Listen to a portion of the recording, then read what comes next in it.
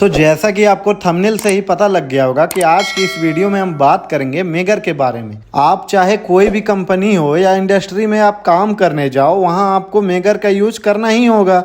या फिर आप कोई भी इंटरव्यू देने जाओ तो वहां भी आपको मेगर से रिलेटेड सवाल तो पूछेंगे ही। तो आगे बढ़ने से पहले हम कुछ इंपॉर्टेंट चीज़ों के बारे में जान लेते हैं, जैसे मेगर इंसुलेशन रेजिस्टेंस नापने की ज़रूरत क्यों पड़ती है, कितना डीसी वोल्ट वाले मेगर को चुने ताकि कोई भी इक्विपमेंट का रेजिस्टेंस वैल्यू नाप सके।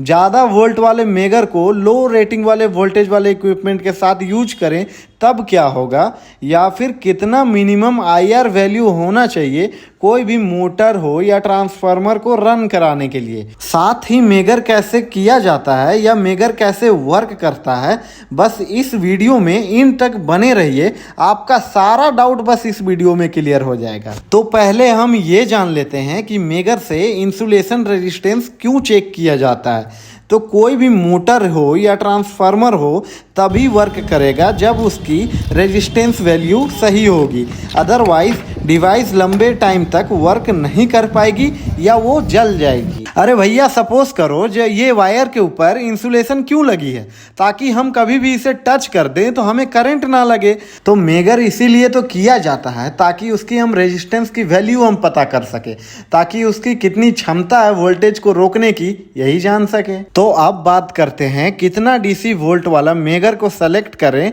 कोई भी डिवाइस को चेक करने के लिए। मेगर की range 500 DC volt, 1000 DC volt, 2500 DC volt और 5000 डीसी वोल्ट तक आती है। तो अब ये जानते हैं कि कितना वोल्ट रेंज वाले इक्विपमेंट के लिए कितना वोल्ट वाले मेगर को चुने। ऐसा थोड़ी है कि कोई भी मेगर को हम उठा लिए और कोई भी डिवाइस को चेक करने लगे।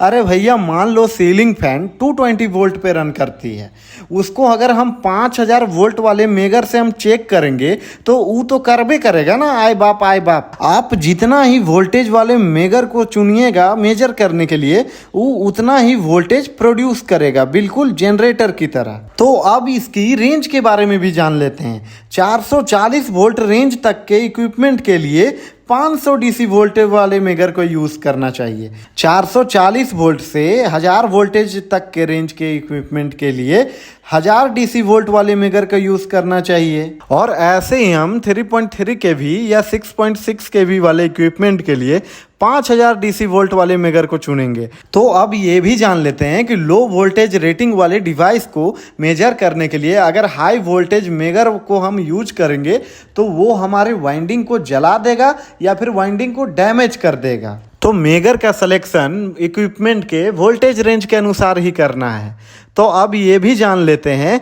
कि कितना मिनिमम आईआर वैल्यू होना चाहिए कोई भी मोटर हो, ट्रांसफार्मर हो या जनरेटर को रन कराने के लिए। तो नॉर्मली 1000 वोल्टेज रेंज तक के इक्विपमेंट के लिए 1 मेगा ओम सफिशिएंट होता है उसको रन कराने के लिए। और अगर आपको किसी भी इक्विपमेंट का एकदम एग्जैक्ट आईआर वैल्यू जानना हो तो इसके लिए एक फॉर्मूला है, IR = KV+1। सपोज करो ये हमारा मोटर 440 वोल्ट पे चलने वाली मोटर है और इसकी आईआर वैल्यू निकालनी है, और इस फॉर्मूला के मदद से हम बहुत ही आसानी से एग्जैक्ट आईआर वैल्यू निकाल सकते हैं। तो अब ये जानते हैं कि मेगर कैसे किया जाता है। तो जैसा कि आप देख पा रहे हैं, सबसे पहले हम मेगर के दोनों छोर को मोटर के बॉडी के साथ कनेक्ट करेंगे, जिससे मीटर हमारा 0 शो करेगा।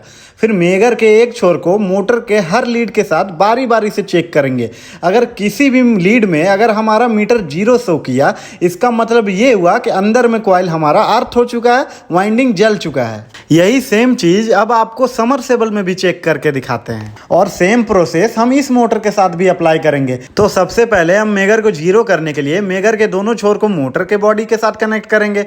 फिर एक लीड को बारी बारी से मोटर के तीनों फेज के साथ चेक करेंगे। आप जैसा कि देख पा रहे हैं, हर लीड में यहाँ मीटर 0 शो कर रहा है, इसका मतलब साफ है कि मोटर अंदर से जल चुका है। जबकि पहले वाला मोटर में 0 शो नहीं कर रहा था, इसका मतलब उसका वाइंडिंग सही था।